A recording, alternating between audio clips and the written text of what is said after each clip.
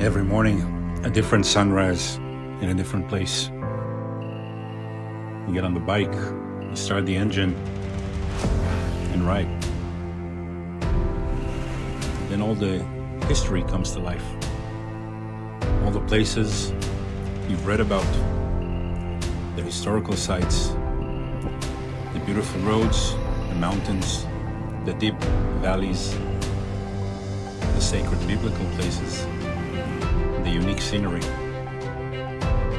and all the holy places of the Holy Land. You take off your helmet, breathe the fresh desert air,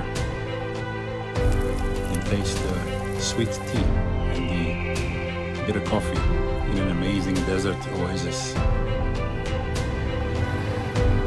And you see the views and the colors and the spectacular, amazing scenery around you.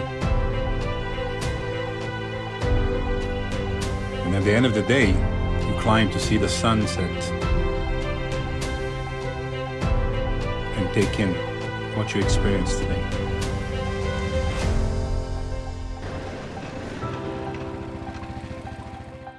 And you got 7 days like this, each one more spectacular than the other. And you get to keep all these memories with you. Desertroad, an experience of a lifetime.